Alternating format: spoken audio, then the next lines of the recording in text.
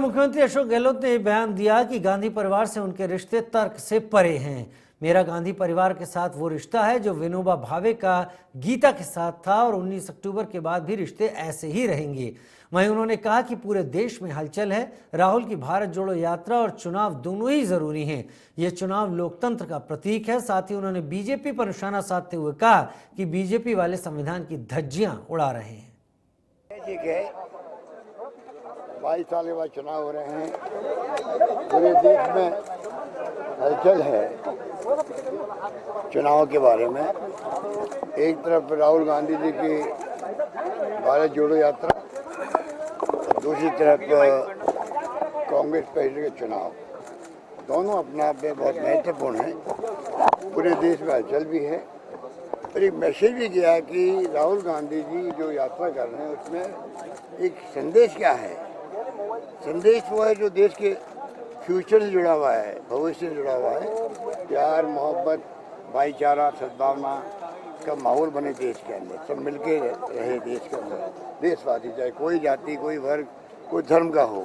ये मैसेज यात्रा का उसी रूप में चुनाव जो हो रहे हैं, इनर पार्टी डेमोक्रेसी का प्रतीक है चुनाव। ये चुनाव उसका प्रतीक है।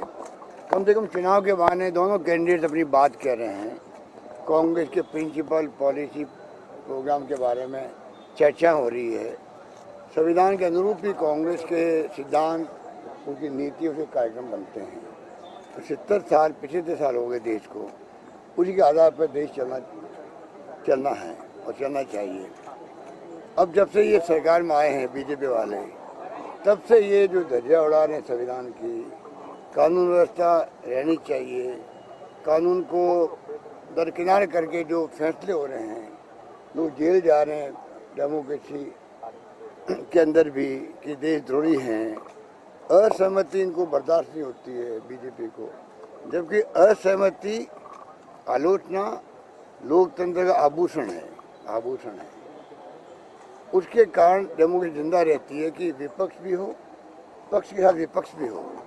विपक्ष नहीं होगा तो फिर डेमोक्रेसी कैसे होगी? फिर तो फासिस्टी और तानाशाही होगी। ठीक है,